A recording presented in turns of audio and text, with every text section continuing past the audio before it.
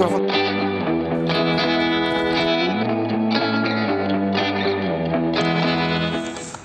Салам достор, акыркы учурларда самокатка байланыштуу көптөгөн маселелер көтөрүлдү.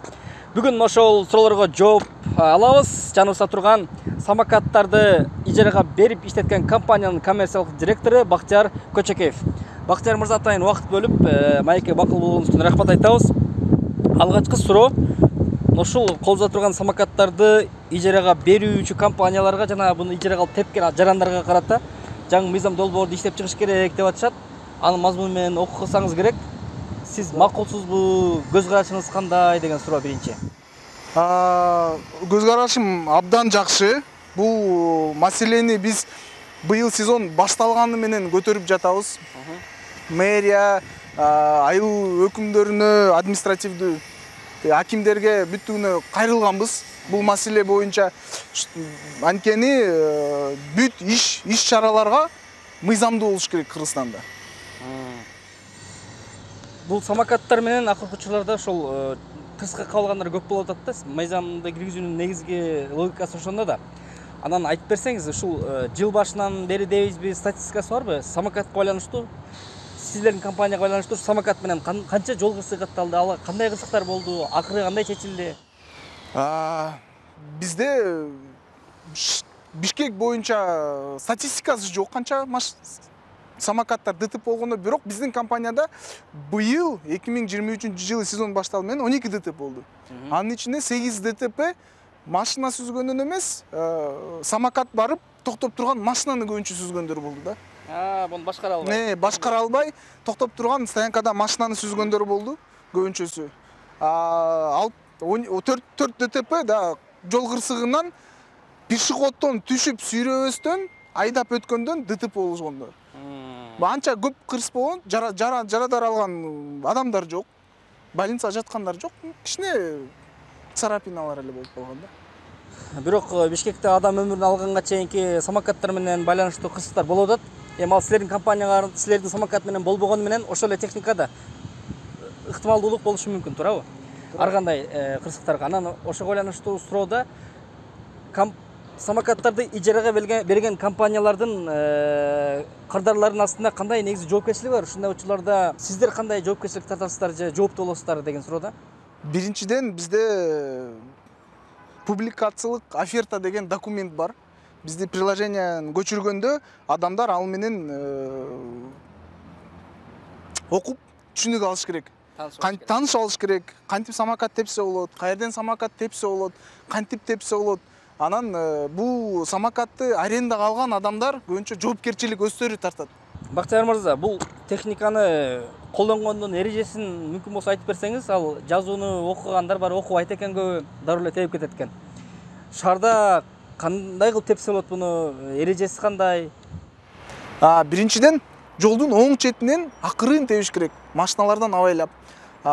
Пешеходный дорожкага келгенде самокаттан обязательно түшүп, колуңа сүйрөп өтүш керек. Анткени бул автоунаанын айдоочулары көрбөй калышы мүмкүн сиз келе атканыңызды. Кырсык көбүнчө ушул учурда болуп атат. Кырсык көбүнчө, эң көбүнчө бүт ошол самокат, велосипедтер боюнча ошол только пешеходный дорожкадан болот.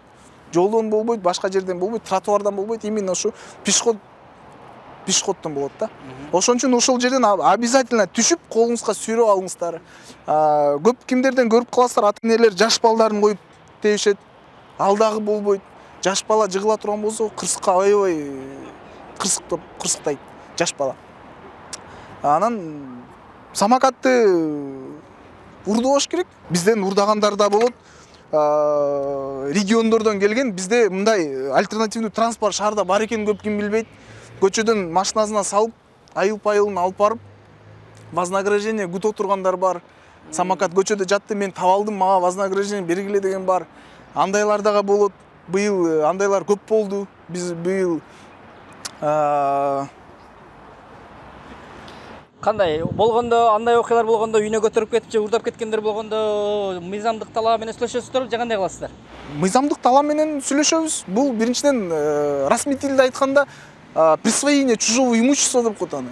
Бирөөнүн имуществосын өзүң алып алган. Ошол бул да статья, уголовный статья болот. ал дагы болбойт. Буну биринчиден мамлекет түшүндүрүш керек элге. Жаңы транспорт келди. Биз өзүбүздүн социалдык тармактарда көп нерсени түшүндүрөбүз. Бирок бизде деген мындай СМИ катары күч жок да. А мамлекетте күч бар СМИге. Бүт жаранга республикадан жеткирсе, ошондо альтернативный транспорты бар. Мындай правилалары болот, урдаса болбойт, алар көчөдө жатат. Көп нерселерди түшүндүрсө, бизге мындай көп пайда болмок да. Бул жолдо жүргөндө эгер кырсык болуп калса, самокаттын катышуусунда, эгер самокатты тээп жүргөн киши күнөөлүү болуп кала турган болсо, эми азыр эреже жок да, кантип аныкташат билбейм.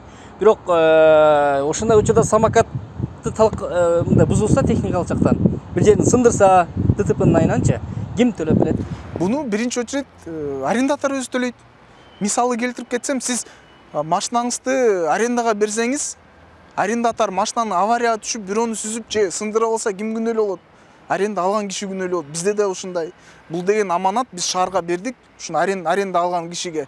Ал бирөөнү сүзүп, ДТПга түшүп же самокат сындырып алса, бүт повреждениянын восстановление өзү. Жок, автоунаа бергендер көбүнчө баягы башына бир взнос алып коет эмеспи? Бир 20 миң, 30 миң мындай жеңил кырсыктарды анын берген взносу менен эле жаап алышат да. Бунда взнос жок да, андайчы.